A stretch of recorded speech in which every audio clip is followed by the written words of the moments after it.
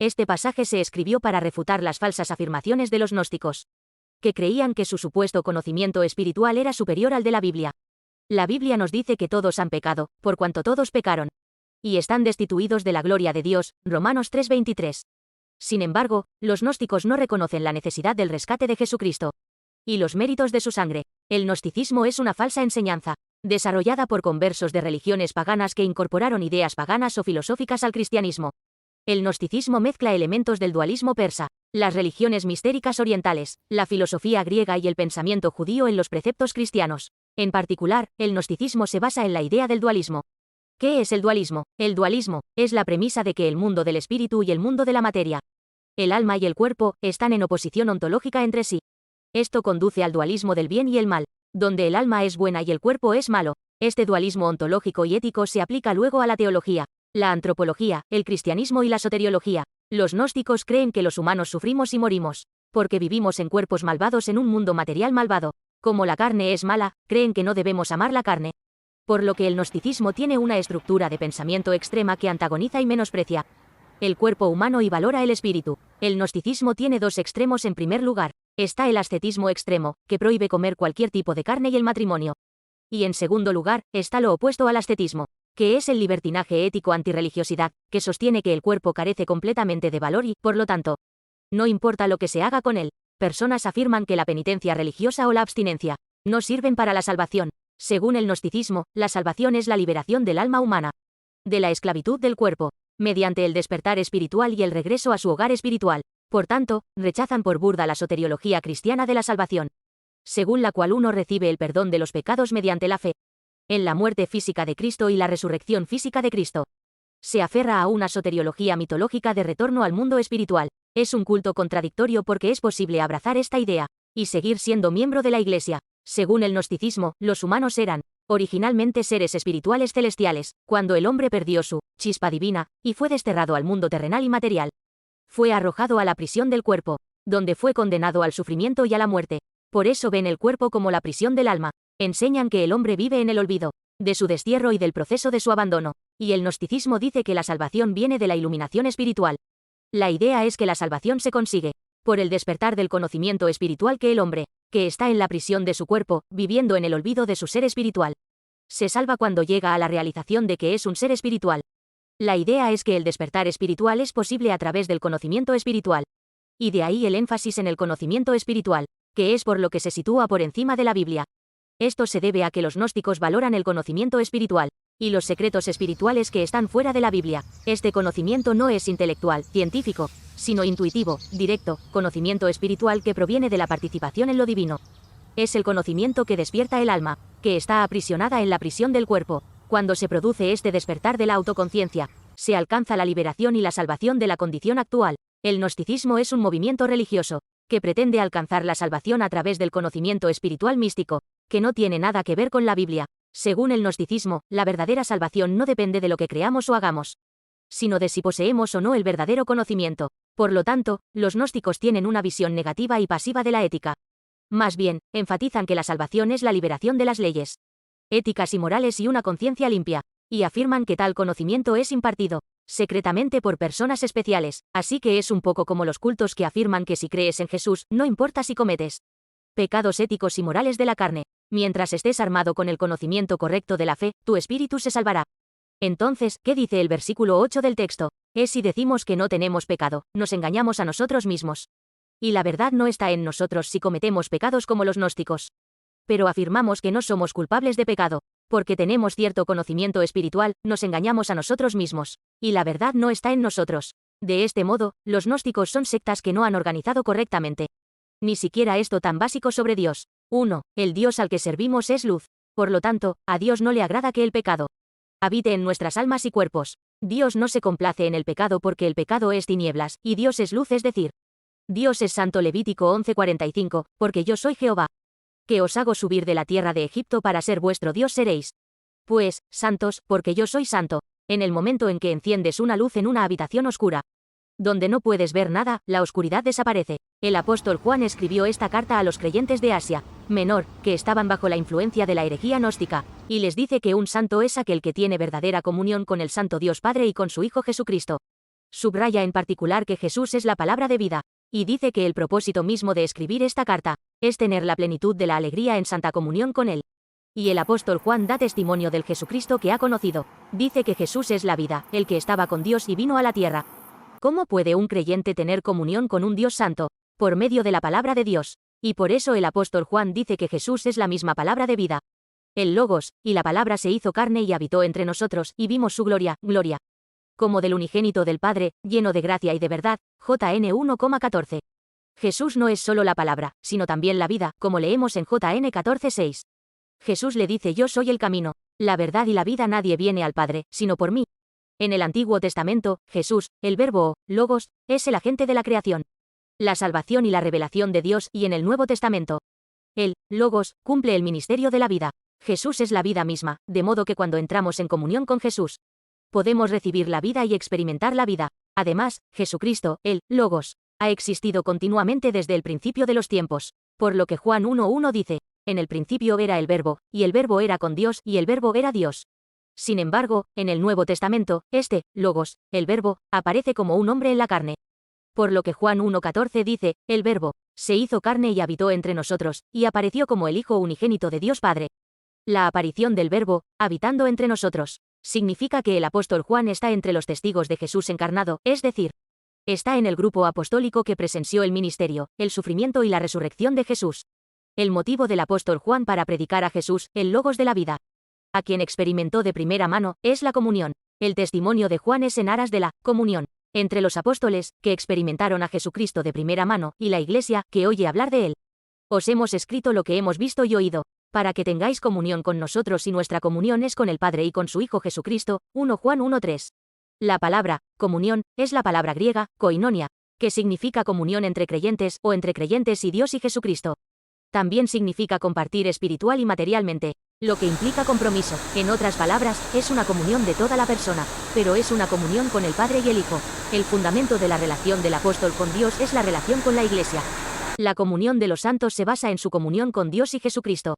Y esta comunión con Dios es una comunión con Dios que es luz. Dios es luz, y no hay tinieblas en él. 1 Juan 1:5. Ser luz es ser apartado y santo. Las tinieblas, en cambio, se refieren al pecado y al mal en un sentido moral, es decir, Dios es santo y perfecto, sin el menor pecado ni maldad. Por tanto, si pretendemos tener comunión con Dios y andamos en tinieblas, somos culpables de dos males. 1 Juan 1:6, es si decimos que tenemos comunión con Dios y andamos en tinieblas. Mentimos, y no hacemos la verdad. Si un hombre dice que tiene comunión con Dios y anda en tinieblas, está, en primer lugar, mintiendo, porque Dios está en marcado contraste con las tinieblas, y nunca puede tener comunión con las tinieblas. Y si dice que tiene comunión con Dios y anda en tinieblas, está, en segundo lugar, en error, porque no hace la verdad. Así pues, los que andan en tinieblas no hacen la verdad, porque hacer la verdad conduce a una vida positiva de luz, en respuesta a Jesucristo y a la revelación de Dios. Pero andar en tinieblas es no andar en Dios, la palabra de verdad, y por eso Juan 3:2:1 dice: porque todo aquel que hace lo malo, aborrece la luz, y no viene a la luz, para que sus obras no sean reprendidas. 21. Mas el que practica la verdad, viene a la luz, para que sea manifiesto que sus obras son hechas en Dios. 2. ¿Qué actitud debe tener un creyente salvo hacia el pecado? 1. Los santos que tienen una relación con Dios deben buscar una vida santificada abandonando el pecado y arrepintiéndose. Hay dos actitudes hacia el pecado en el texto de hoy. 8:9 1 Juan 1:8-9. Si decimos que no tenemos pecado, nos engañamos a nosotros mismos, y la verdad no está en nosotros. 9. Si confesamos nuestros pecados, Él es fiel y justo para perdonar nuestros pecados y limpiarnos de toda maldad. Primero, si decimos que no tenemos pecado, significa dos cosas. Primero, nos estamos engañando a nosotros mismos. Segundo, la verdad no está en nosotros. Es de conocimiento común en la tradición judía y griega que el hombre es pecador. Y la Biblia afirma claramente que el hombre es pecador. Dice: el necio en su corazón no hay Dios, son perversos, y sus caminos abominables. No hay quien haga lo bueno. Salmo 141. Por lo tanto, negar el pecado es probar que no hay Dios en una persona, y que la verdad no está en ella. Además, si una persona confiesa sus pecados, Dios, que es fiel y justo, le perdonará sus pecados y le limpiará de toda maldad. Así pues, Dios es un Dios justo. Dios no se deleita en el pecado, ni tiene parte alguna con el pecado. Así que cuando nos acercamos a Dios en humilde arrepentimiento, Dios es clemente y misericordioso para perdonarnos. Si nos arrepentimos y confesamos nuestros pecados, Dios es fiel, justo y recto para perdonarnos. Éxodo 34:6-7, y pasando Jehová por delante de él, proclamó Jehová, fuerte, misericordioso y piadoso, tardo para la ira, y grande en misericordia. Y verdad. 7. Guarda misericordia a millares, que perdona la iniquidad, la rebelión y el pecado, y que de ningún modo tendrá por inocente al malvado, que visita la iniquidad de los padres sobre los hijos y sobre los hijos de los hijos, hasta la tercera y cuarta generación. Pero cualquiera que afirme estar libre de pecado hace a Dios mentiroso, y la palabra de Dios no está en él. Porque la mentira es dominio del diablo, como está escrito en Juan 8:44, vosotros sois de vuestro padre el diablo, y los deseos de vuestro padre haréis, porque es homicida desde el principio, y no puede permanecer en la verdad. Porque la verdad no está en él, y siempre que habla mentira, la habla como suya propia. Porque es mentiroso y padre de mentira. Por lo tanto, cuando los gnósticos afirman que no importa si pecan, porque tienen conocimiento espiritual, están siendo engañados por una mentira que no tiene verdad en ella, y el apóstol Juan enseña que los miembros de la iglesia primitiva no deben ser engañados por este engaño. Así como nuestros cuerpos físicos están destinados a morir, si no ven la luz del sol, así, nuestras mentes y almas están destinadas a morir si no ven la luz de la vida divina. La luz de nuestras mentes y almas es Dios, que es la verdad. Este es el mensaje que hemos oído de Él y que os hemos transmitido, que Dios es luz, y que en Él no hay ningunas tinieblas. 1 Juan 1:5.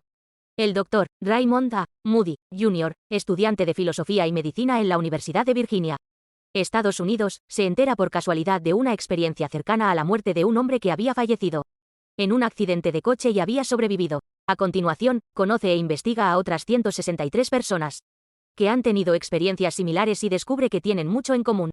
En 1975 publica La vida después de la vida, una recopilación de unos 50 relatos representativos de estas experiencias cercanas a la muerte, que se convierte en un bestseller internacional. En ella describe cómo, en el momento de la muerte, algunas personas dicen haber atravesado un largo túnel, otras un valle oscuro, y luego vieron una luz muy brillante que se acercaba a ellos.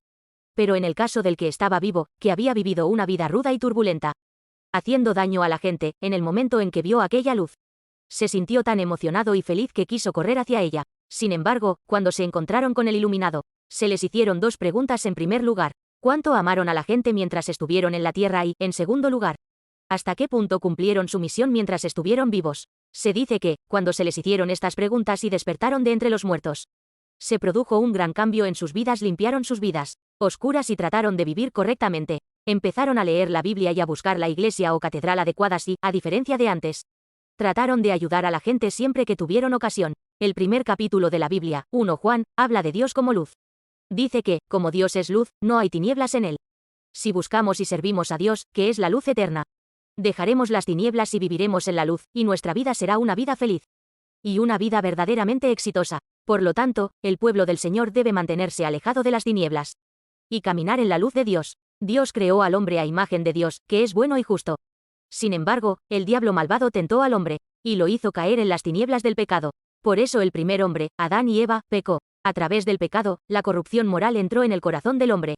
Desde entonces, el intelecto, las emociones y la voluntad del hombre fueron dominados por el poder oscuro del pecado. Como resultado del poderoso dominio del pecado sobre el corazón del hombre, se inculcó poderosamente en él una naturaleza caída que ama las tinieblas y se siente más atraída por ellas. Así, el poder de las tinieblas actúa en la naturaleza interior del hombre, que está hecho a imagen de Dios. De modo que, aunque quiera hacer el bien en su corazón, se ve atraído a hacer el mal por las fuerzas más poderosas de las tinieblas. Pero la compasión de Dios llama a los seres humanos elegidos a nacer de nuevo, y el Espíritu Santo mora en ellos, para que la naturaleza del hombre nuevo sea plantada en sus corazones y mentes para luchar contra la naturaleza corrupta del hombre viejo, de modo que gradualmente venzan las obras de las tinieblas y controlen y venzan su naturaleza caída. Efesios 5:8-9 dice, andad como hijos de luz, porque en otro tiempo erais tinieblas, mas ahora sois luz en el Señor. 9. Porque el fruto de la luz es en todo bondad, justicia y verdad. Entonces, ¿cómo vivimos como personas que llevan el fruto de la luz, que es bondad, justicia y verdad? 3. Debemos vivir el resto de nuestras vidas en arrepentimiento, persiguiendo una vida de santidad y santidad, una vida de amor y servicio. Para hacer esto, debemos, por supuesto, mantener la mentalidad corrupta y depravada de los gnósticos fuera de nuestras mentes. Para ser santos y santificados, siempre debemos arrepentirnos de las cosas oscuras ante la palabra de Dios y mantener una vida pura. Particular, debemos arrepentirnos cuando entra la incredulidad de refunfuñar. Después del éxodo de los israelitas, cayeron en el pecado de refunfuñar en el desierto, cuando el asunto de la comida se puso un poco difícil. Números 21:4-5. Después partieron del monte de Or, camino del Mar Rojo, para rodear la tierra de Edom, y se desanimó el pueblo por el camino. Después partieron del monte de Or, camino del Mar Rojo, para rodear la tierra de Edom y se desanimó el pueblo por el camino.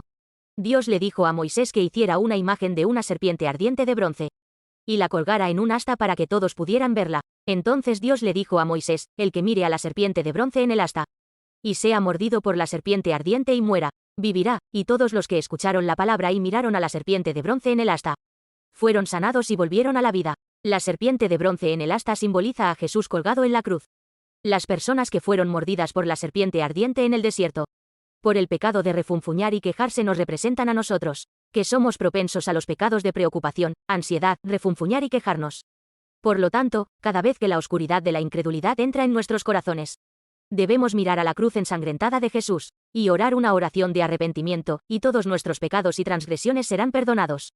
Como está escrito en Isaías 53:5, mas el herido fue por nuestras rebeliones, molido por nuestros pecados, el castigo de nuestra paz fue sobre él, y por su llaga fuimos nosotros curados. Por lo tanto, cuando pecamos, no debemos fingir descaradamente, como los gnósticos, que no tenemos pecado. Debemos confesar nuestros pecados y arrepentirnos de ellos, porque en el versículo 9 de nuestro texto dice: si confesamos nuestros pecados, Él es fiel y justo para perdonar nuestros pecados y limpiarnos de toda maldad. Cuando confesamos nuestros pecados ante el espejo de la palabra de Dios y nos arrepentimos de ellos, Dios nos limpia de la maldad de nuestros pecados.